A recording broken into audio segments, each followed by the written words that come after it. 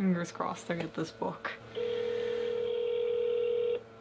How may I help you? Hi, I was calling to see if it would be possible to put a book on hold if I was coming to the store tomorrow. It's Local Heavens by K.M. Fajardo. Local Heavens, plural? Yes. Looks like we do, but I want to make sure it's on the shelf, so I'm going to put you on hold for a moment. Okay, no problem. Okay.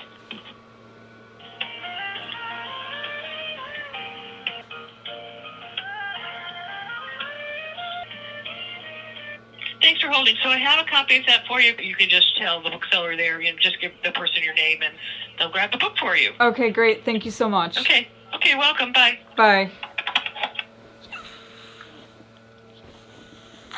We got the book.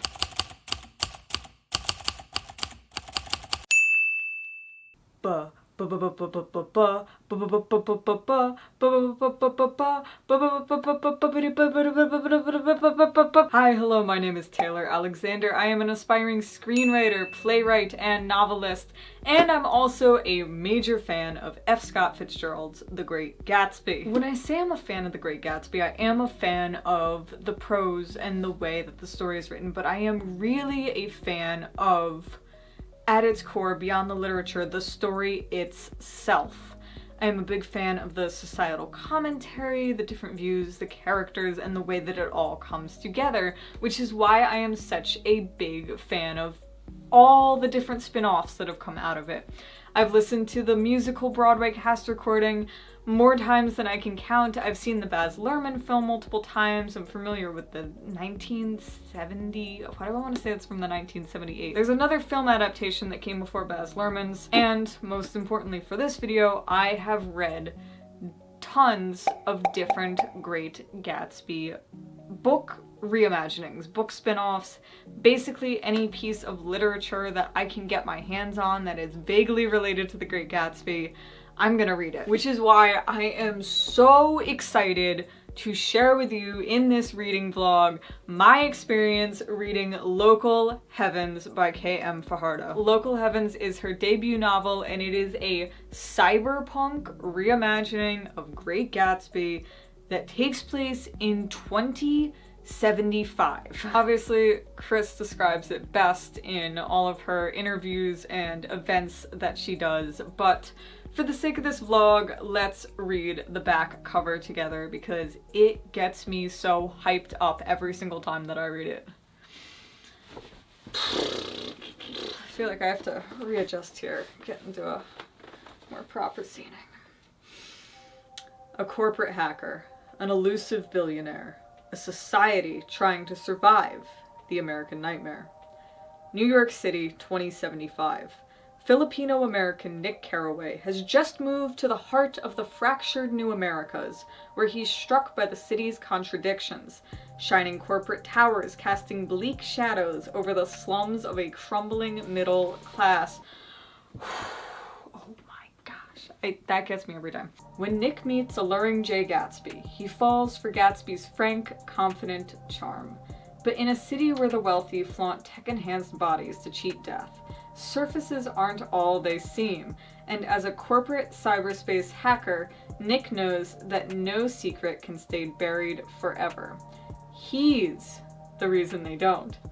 His latest assignment? Investigate Gatsby himself. So these are very important things to remember here. There are tech-enhanced bodies. There are tech-enhanced bodies for different functions, for different things that you want to do. There are ones for beauty, there are ones for physical abilities, and that especially comes in handy for athletes. So you can basically soup yourself up. It's like robotic steroids. And also, Nick works at this company and he's been hired to investigate Gatsby, and he's a hacker. As Nick becomes entangled in the dark affairs of the elite, so good, and the devastating fallout of their actions on the city's most vulnerable, he must reckon with the limits of compassion and accountability across class and status. What takes precedence, love or truth, heart or soul? A brilliant reimagining of Fitzgerald's classic tale, Local Heavens examines the guardrails of morality and the price of desire. Are you not hyped up for this? So I have been waiting for this book for months, and essentially I was an idiot and forgot to pre-order it. And that's completely my fault. And then I tracked it down, and about a month now after the release, because I have been waiting for this book and counting it down and going, I need this book. It's about a month after the release. I have the beautiful, by the way, I almost called it holographic cover, beautiful holographic cover with me here. Not just the cover, the whole book. And let's talk about this. I couldn't wait to start reading before the reading vlog, so I'm now on chapter 2. The text on the cover is very similar to the typography, if not the same, that is used for the section titles and for the prologue title. The prologue has a title. I cannot appreciate that enough. I need to read you some of these titles because the vibes are high. Prologue, Wild Unknown Men. Then I have to read you number 1. I almost screamed. If you know, you know. Part 1 is called Large Parties. There are plenty of references to The Great Gatsby in here that will have you shouting in excitement if you are a Gatsby fan, or sometimes going, oh my gosh. The ending. That just got me. What's it gonna be? No. Oh my gosh, if they love each other. I don't know if I'm emotionally prepared for how this is probably gonna wind up. I'm getting ideas in my head going now, but we're on the beginning, so it's tense, but it's happy. Things to know going into this book so far, as someone who has read the first 2 chapters and is now on page 28. It helps to know The Great Gatsby, as it does with all of these books and spin-offs. I can't say, though, if you need to know The Great Gatsby. This book is essentially a standalone story. It takes place in a completely different setting, though the undertones are the same, the characters are the same, but we still get those character backgrounds that we get in The Great Gatsby. So essentially, if you're just looking for a cool science fiction, cyberpunk, societal commentary read, you can read this without knowing Gatsby, I think. More on that later, I suppose, because I'm only in the beginning of this book. As with most of these science fiction books, the prologue runs a little slower, and then you kind of hit the ground running once you get to the actual meat of the book in that first part. But you need it to understand what's going on here, because beyond the ideas of these tech companies, these hackers, and how this all works and how these body enhancement works, you need to get the nitty-gritty. You need some of those details and some of that vocabulary to understand the societal structures, how the new Americas work, how Nick's job works, how these enhancements work. There's a lot of different factors there, and so you need some of that nitty-gritty in the prologue, so that once you get into Tom and Daisy's house and things happen that I won't say because they're exclusive to this book, you understand what's going on, and you still get more value out of that because it's not all dumped on you in the prologue, but you have that central understanding from the prologue. I've got to admit, my expectations are high for this book. I am biased because I love The Great Gatsby. I am also biased because I love science fiction. So I have never had the opportunity to read a science fiction Great Gatsby before, which is why I was so excited about this book. I'm just very excited for this experience, and I am so excited to bring you along for the ride. So without further ado, welcome to the Local Heavens reading vlog. Let's go.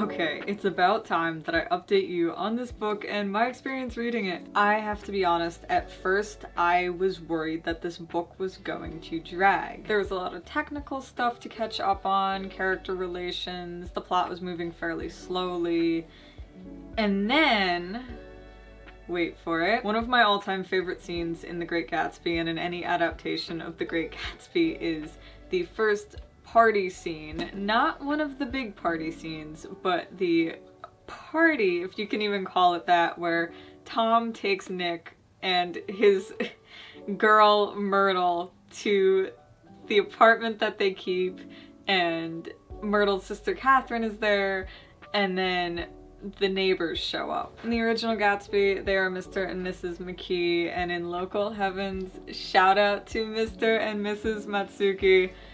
I still love this couple. They are tried and true. And oh my gosh, this book, I don't want to give too much away, but this book develops the ending of that scene out and fleshes out what F. Scott Fitzgerald implies about what happens to Nick after he leaves the party. And oh my gosh. After that scene, I was enamored with this book. Things picked up, the plot suddenly felt very, very different, because it almost, even more than Cyberpunk, it turns into a bit of a spy novel. And there's little, I don't want to give too much away, but if you're into heists, if you're obsessed with white collar like I am, this is such a fun look at The Great Gatsby. It's so enthralling, and it just, I'm getting to that point which I get to with all Great Gatsby adaptations where I go, oh my gosh, what's going to happen at the end? Because you have a pretty good sense that it's not good, and the book tells you it's not good. And knowing, oh my gosh, and knowing what I know about this book, and knowing what I know about bisexual Jay Gatsby, it's, oh my gosh, this ending might hit me harder than the original Great Gatsby ending. I am now, and this will tell you how long it's been since I last vlogged, I am now in chapter 15. I am on page 190 where Nick and Jordan are doing some things and they run into a little adorable child who just said the most truth-filled line that just had me going, ah. Things that are really working for me in this book, the way that K.M. Fajardo takes the foundations of what F. Scott Fitzgerald lays out in his commentary of society and really fleshes it out, puts it at the forefront rather than leaving it, you know, kind of within the shadows of what's being discussed. And the way that so many of these topics, we are reminded of how timeless they are, of how important they are right now, of how this book has been adapted to be such a fabulous fit for today, such an important fit for right now. I love these characters. I love what has been done with Nick. I'm so used to having Nick as an observer that it's really nice to have him not only as an active player, which we do get some of, and I feel like we get more of now in these more recent adaptations, including the musical, but as someone with a full-fledged personality, with all corners of his mind captured in these pages. That's really nice and refreshing because he is such an introspective character that I do adore, and so to have him discussing his identity and to be thinking about his place in this world and what decisions he makes and all the different ways that he contributes to this, rather than having him be kind of the invisible string that narrates, is a really, really nice adaptation. I also really love the way that Gatsby's being described, and I adore the way that Daisy and Jordan's relationship is sort of in this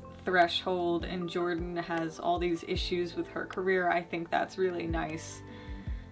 I think giving each of these characters something to wrestle with is really nice, and fleshing out each of their stories, giving Jordan things to wrestle with in her career, giving Daisy things to wrestle with, making her an active, smart woman, rather than just sitting in the background and saying that a girl should be a fool and that she's a matchmaker. She is so much smarter now.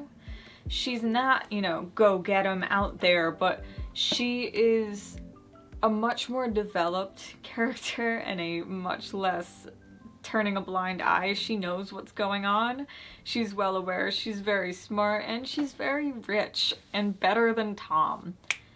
Snaps to that, snaps to that. I am still getting hold of what is going on here with this mission that Nick has been sent on, and a little bit of how this diving rig works. He goes net diving through cyberspace, so I still am getting a hold of that. I have a much better understanding of it, and I like how there's continuous descriptions and building on it without getting too redundant. And so I do appreciate that because I definitely need it. But I am very pleased with this book. It is holding up to the expectations. Now that I am nearly halfway through, almost, I am almost to part 2. Oh my gosh, part 3's name, ooh, the names were getting me. That one really got me. Do I even want to know what part 4 is called? Why am I doing this to myself? Why am I... Oh my gosh, I am too obsessed with this. So that is the update, and now I better get back to reading because I can't ramble to you unless I read more of this book. So I'm very excited to read more of this book, and here we go. He said, in a single, dazed breath, "I don't know why you make yourself the smallest thing in the room, or why you bite your genuine thoughts and hold your judgments unless they're pried from you, why you say you're compliant when it's not true at all, why you leave space for others to be their whole selves, but never leave enough room for your whole self." He swallowed. "I could give you 1,000 more invitations, I think, and I'd still wonder what it would be like to receive yours one day." No way, no way, no way, no way. Whoa, I'm dizzy now. I'm really dizzy. Whoa.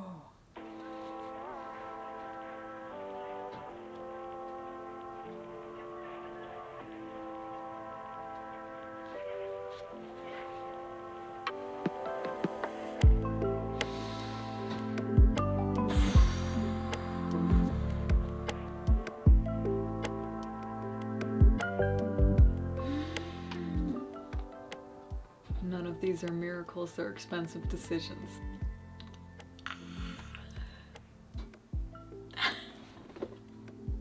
All the foul honesty I'd been swallowing back came out. Yes! Yes! Address Nick's unreliability as a narrator. Yes! Welcome back to our discussion of Local Heavens, and oh my gosh. I have not vlogged very much because I have been so busy reading this book. This is really a situation where the more that I read, the harder I fall for Local Heavens. It is a cozy, snowy day right now, so I wanted to stop and try and unpack my thoughts. And unfortunately, because I haven't vlogged in so long, I have so much that I want to say, and so I have to try and organize it for you because, oh my goodness. This book. I know I said earlier that I love the directions that these characters are going. I love the focus on Nick as an active player. I love the fact that Daisy is not such a passive part of the book as well. I love the developments to Jordan's character and her golfing career. And now I have to give a shout out to the fact that Mr. Tom Buchanan is just truly an idiot. I love it. I love that Daisy is more successful than him. The fact that Daisy has a career in this, the fact that she's a star, the way that Tom has been keeping her basically locked up in the house. Tom is he was already strange, and this really brought out his character. I can now officially weigh in on the question of whether or not you can read this without reading The Great Gatsby. Absolutely yes, 110%. Because arguably this is the most fleshed out, unique adaptation of The Great Gatsby that I am yet to read. This book truly uses Gatsby as a sounding board and a springboard for the basics, for the core relationships, for those plot beats, but then it builds out so much from there and uses Fitzgerald's original societal commentary and all those little Easter eggs he throws in to create a brand new world. The new technologies and businesses and the core way that these characters are brought together really makes this its own standalone story, and there's so many new scenes added. There's such a different experience to this than reading The Great Gatsby, but at its core, it's the same messages. It's so many of those same messages, but it's such a different, alluring reading experience because of the science fiction, almost dystopian world that's been built within these pages. As for a progress update, I am nearly done with this book now. I'm on page 326, chapter 28. I'm in the third part, and I need to stop and say the interlude is so good. I like the interlude a lot. And I know I'm rambling a bit because my thoughts are all over the place because I've read a ton of this book without stopping and tracking my thoughts. And I just need to ramble. I need to ramble about the dining hall that they go to. I need to ramble about the way that the parties are written. I need to ramble about the way that Nick and Jordan's relationship develops against Nick and Gatsby's relationship, against Gatsby and Daisy. Oh my gosh. I am now to the heat of this book. I am reaching the climax. You can feel the trouble brewing. It is that hot, hot time in August. You only know it's gonna go downhill from here, but it's so good. It truly is such a treat to read this book, to get a Gatsby adaptation that is this careful and tasteful and introspective and so wonderfully developed. As someone who loves science fiction and fantasy, the fact that I have a 2075 Cyberpunk Gatsby remake that is just so true to the original story, but so true also to what we need right now. There are a lot of serious truths in this book, and one point where I stopped and did a double take was when the 2020s are mentioned as a time of the past, and they are mentioned as having started another wave of technologies. And it makes you stop because a lot of these books, we hear the future, but we aren't reminded of the fact that that's where we're heading. And in a lot of ways, this book serves as a warning of where we're heading with technology. It talks about AI, it talks about robots, and how we come to, a lot of times, even right now, we come to value computer processing and what technology can do for money and for businesses over humanity and over human protection and human care. And it's wild to think about it that way because you're reading a Cyberpunk Gatsby and then you realize, oh, that is true. The water is polluted and there's too much noise from the cyberspace and businesses are being prioritized over human lives and, you know, collective debt. These topics are very serious. I am laughing because I'm so excited about this book and about what it discusses and how it goes about that, and also how it pays such good homage to F. Scott Fitzgerald's original story. Oh my gosh, the scene. Now I'm just thinking about the scene with the little kid in the apartment building. I wish I could talk more coherently about this book. I don't want to give away too many spoilers, so I'm trying to give you what I can while trying to keep my enthusiasm in check enough that I can speak sentences to you. I am not used to making a lot of reading vlogs, but I am really glad that I am doing one for this book because I was excited about it for so long, and when you get excited about a book like this, you're never quite exactly sure what to expect, especially when it's coming from an author you've never read before, or in this case, this is a debut novel. And you also never know what essentially to expect with one of these Gatsby remakes, because even though you know the basics, you don't know what the author is going to have done with it or how they interpret it.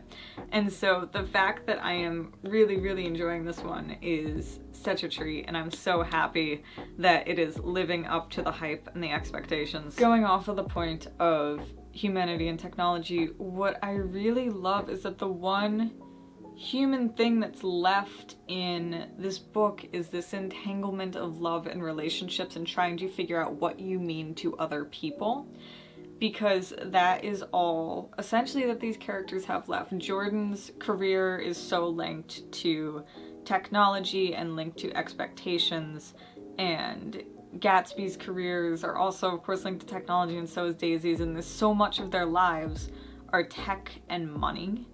And Oopsie.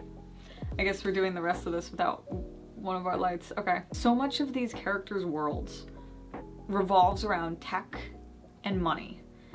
And the one place where that stops is when they are forming relationships, when they're getting into fights, when they're having conflicts. This is where the humanity lies, which is why I love how raw and honest the relationships are. You don't have that straightforward clean sailing of Nick likes Jordan, Jay is after Daisy, Tom is angry. You don't have those very straightforward through lines. You have a much more fluid exploration, a very conscious exploration of what these characters mean to each other and how their lives intercept and intertwine. And a lot of that comes from the fact that Nick is a much more conscious narrator and player within the world. I've got about 120, 130 pages left of this book, and the more that I fall in love with it, the more excited and nervous I am to see what happens in this version of the ending, knowing what we know, hoping the entire planet doesn't blow up. I am so enjoying reading this book, and I hope you're enjoying reading it with me. I have about 80 pages until the fourth part of this book, which is of course called The Orgastic Future.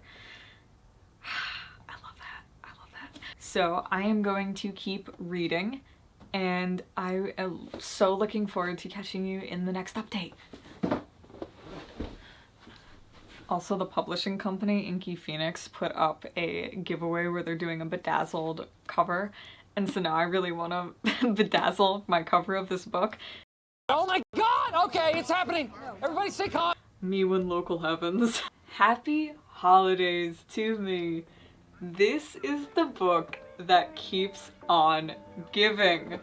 Oh my gosh, is it giving. It's serving. That's what it's Local Heavens is serving. I think I just updated this vlog 2 days ago, and now I am almost through the entirety of part 4 of The Orgastic Future. I'm screaming. I'm screaming inside. I almost did scream. I almost cried.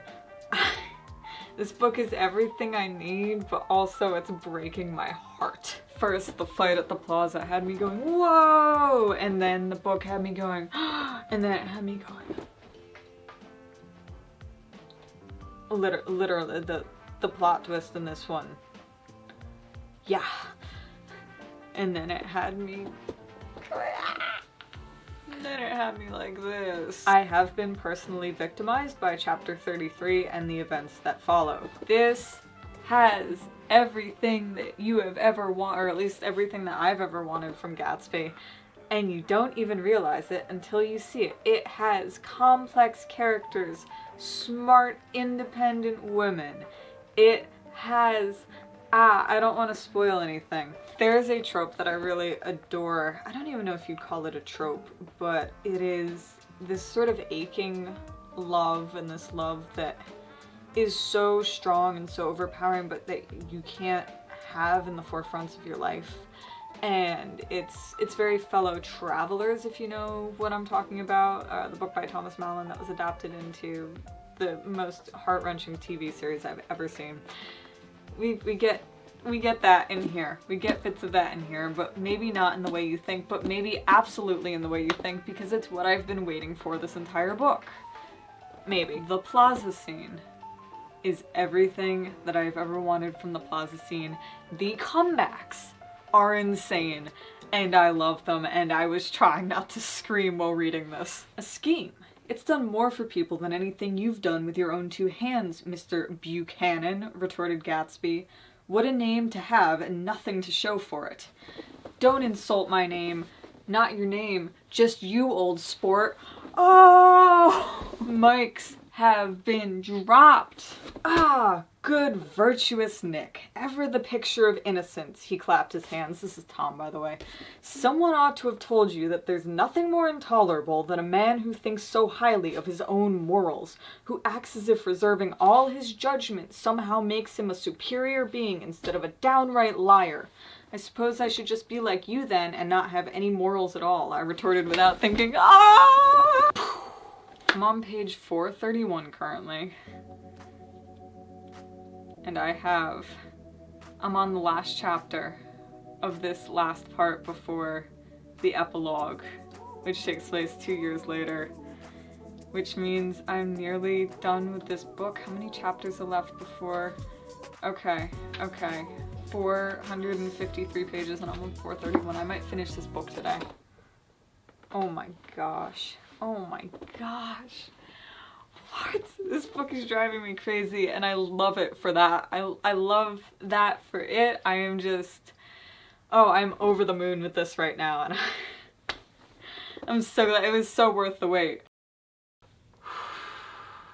I am on the last 2 pages of Local Heavens. I finished The Orgastic Future last night and I said, no, I'm gonna stop, I'm gonna wait because I want to read these last pages with you for the vlog, and then I started reading the epilogue because I cannot put this book down. This is a problem. So I did start reading the 2 years later section, but I didn't finish it yet. I did not finish it yet, and I do have to say what I love about The Orgastic Future, because I want to stop and reflect on each of the parts, because this is a reading vlog after all, is that these characters have consequences to their actions that they must live with. That is something that I don't know if we necessarily realize how much it lacks in the original text, but it's more in any of these film adaptations or musical adaptations, The Great Gatsby. These things happened, now we live with them. Whereas in here, it's these things happened, how do we reconcile with those things and how do we make a better future? What is the orgastic future and how do we enter into it learning from our mistakes? I don't know if I'm emotionally prepared for this, but now you too can watch me fall apart over this book. Okay, I'm gonna pull out my little footstool on my chair. Here we go. Let's finish Local Heavens. Wait. Oh.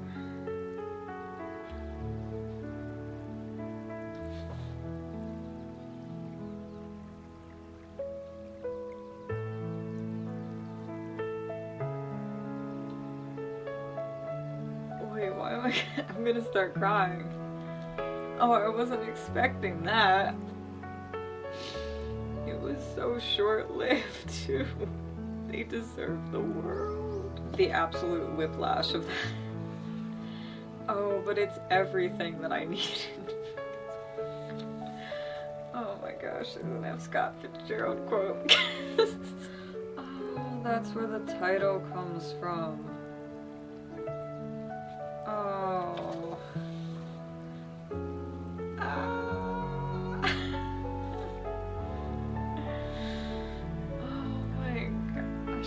Ending. Hang on while I collect myself and read the author's note. If you'll indulge me for just a little bit longer, I have to read you this excerpt from the author's note because I feel like it hits the nail on the head with what I've been feeling about the human connections. On Choosing Local Heavens is the name. It says, both grand and intimate, it speaks to those cosmic connections that exist between people, their shared spaces and sense of purpose. Whether it is Nick and Gatsby sharing a lawn, Gatsby and Daisy sharing a fantasy, or humans sharing the world with something beyond our galaxy, we are all of us searching for these places to belong. Whew. Local Heavens. I will be thinking about this book for a very long time. Ever since I first heard about Cyberpunk Great Gatsby retelling all these months ago, I think it was almost close to the beginning of this year, I wanted nothing more than to fall in love with this book and to hype it up as much as I possibly could, and I am so happy that every ounce of that hype is 100% deserved. This book was such a treat to read. I, as you know, adore reading Great Gatsby adaptations, anything that has to do with the Great Gatsby. I love picking apart the color symbolism in it and watching remakes and listening to cast albums of Broadway shows named after it and everything. I am one of the many people that is just a lovesick fool over this story, and this adaptation of it, the way that, as Cam Fajardo says, the way that she rearranged the pieces, to steal that language because I love that analogy, to match so much of what's needed in literary spaces today, while paying so much homage to that source material and these characters and their stories, was so deeply wonderful. There is such a depth to the relationships here, except for one. There's one that leaves me wanting a little bit more, but that's a good note. I love how much it explores the relationships here, because I think I mentioned earlier in the first book, the original Great Gatsby, you get a lot of these main through lines, but you don't get to see all the intersections, whereas here I feel like there was a lot more of a raw realism to exploring relationships, to exploring friendships, to exploring how those intersect, and ultimately how they lead to that big domino of events in that hot, dreary August. That plot twist. Quite frankly, I'm a little speechless because there is a lot going through my head right now. It's going to take me a while to process all the beautiful parts of this book, all the wonderful things about it. I am very much a fan of this Gatsby retelling and have so enjoyed sharing my reading experience with you. You know, I just reread the Olivia Blake quote on the back, and I do have to agree, this book wows and wrecks. Thank you so much for joining me for this reading vlog of Local Heavens, the brand new 2075 Cyberpunk Gatsby adaptation reimagination. If you enjoy writing and reading and all sorts of bookish literary things, please feel free to hit that like button, leave a comment down below, especially if you have read this book or are looking forward to it or just want to nerd out about Gatsby. Trust me, I am here. And subscribe for more videos. Thanks again for watching, and I hope to see you in another video.